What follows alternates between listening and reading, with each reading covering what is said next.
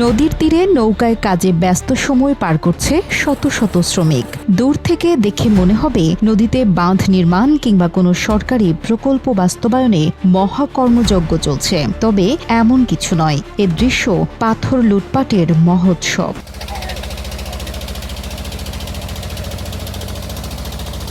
সরকারের পট পরিবর্তনের পর যেন খুলে গেছে লুটপাটের দুয়ার।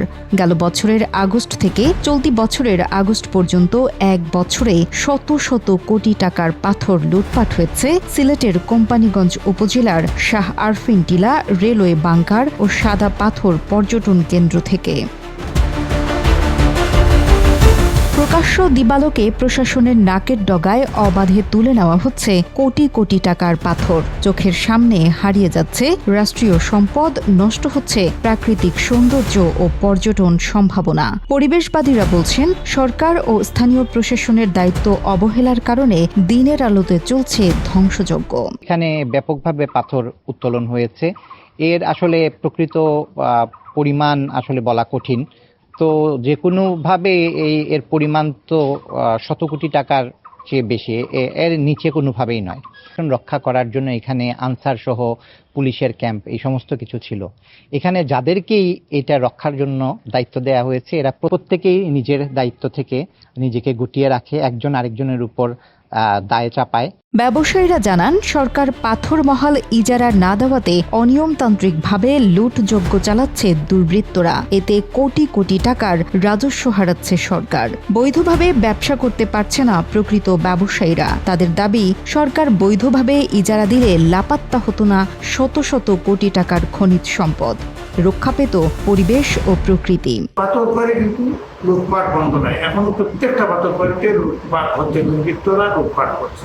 সরকার পাথর বাড়িগুলা লিজ দিত, যে লুটপাট হয়েছে শত শত কোটি টাকার পাথর, এই লুটপাটটা সরকার রাজস্ব পেত, ব্যবসায়ীরা বৈধভাবে ব্যবসা করতে। ব্রিটিশ আমলে নির্মিত রেলওয়ের ঐতিহাসিক বাংকার এলাকাও বাদ যায়নি লুটপাটের কবল থেকে।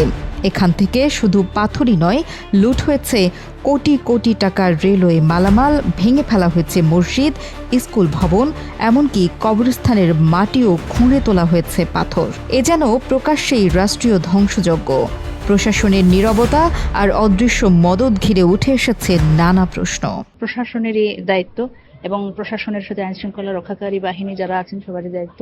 তো যারা দায়িত্বশীল আছেন, এই অবস্থা তো আপনারা এখন তো দেখতেই পাচ্ছেন যে আসলে এই জায়গাটা যেটা আসলে সংরক্ষিত জায়গা থেকে এভাবেই দিনে দুপুরে তোলা হচ্ছে, পাথর তোলা হচ্ছে। তো আসলে এটা তো বুঝতেই পারছেন যে আসলে প্রশাসন কতটুকু কার্যকর ভূমিকা রাখছে এখানে।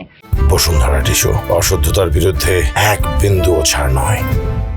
স্থানীয় ও প্রশাসন সূত্রে জানা গেছে, লুটপাটের এই মহোৎসবে জড়িত রাজনৈতিক দলের প্রভাবশালী নেতাকর্মীরা। অভিযোগের বড় তীর বিএনপি ও তাদের সহযোগী সংগঠনের নেতাকর্মীদের দিকে। তবে লুটপাটের তালিকায় রয়েছে জামায়াতের কিছু স্থানীয় নেতাকর্মীদের নামও। লুটপাট ও ধ্বংসলীলায় অংশ নিতে বাদ পড়েনি ফ্যাসিস্ট আওয়ামী লীগের নেতাকর্মীরাও। অভিযোগ অস্বীকার করে নেতারা বলছেন, রাজনৈতিক সুবিধা নেওয়ার জন্য ষড়যন্ত্র করে আমাদের দলের সুনাম নষ্ট করা হচ্ছে। আমরা রাজনীতি করি, প্রডিউস করি, আর দলের মধ্যেও আছে অনেকে গ্রুপিং আছে, এগুলোর কারণে অনেকে এগুলা করাইছে বা এই রিউমারগুলা উঠায়। বিভিন্ন রাজনৈতিক দলের বিভিন্নভাবে মানুষের সামাজিকভাবে রাজনৈতিকভাবে সুবিধা নেওয়ার জন্য এই কথাগুলো বলে। আসলে বাস্তবে কোনো মানুষ কোনো জায়গাতে চাঁদাবাজিতে পাথর লুটপাটে পাথর লুটপাটে জড়িত নয়।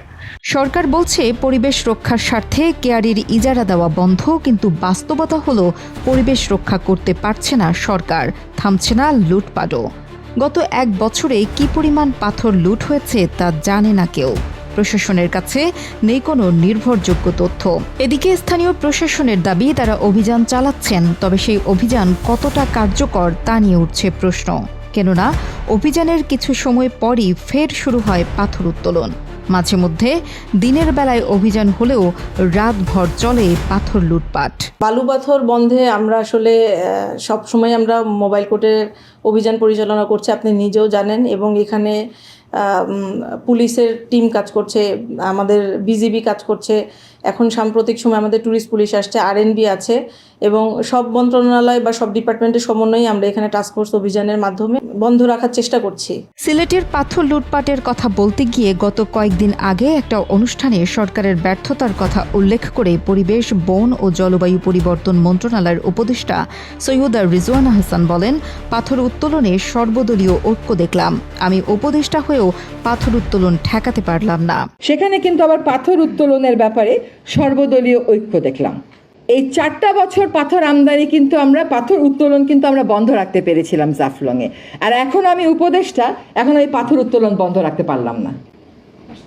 এই হচ্ছে আমাদের বাস্তবতা। আমরা কেন দেশের উন্নয়নের বিরুদ্ধে কথা বলবো, কিন্তু জাফলংটাকে ধ্বংস করে দিয়ে কিসের উন্নয়ন হচ্ছে, কার উন্নয়ন হচ্ছে? খনিজ সম্পদ লুটপাটের হিসেব কারো কাছে নির্ধারিত না থাকলেও স্থানীয় প্রশাসন, জনপ্রতিনিধি ও ব্যবসায়ীদের সঙ্গে কথা বলে অনুমান করা হচ্ছে কয়েক শত কোটি টাকারও বেশি মূল্যের পাথর লোপাট হয়েছে।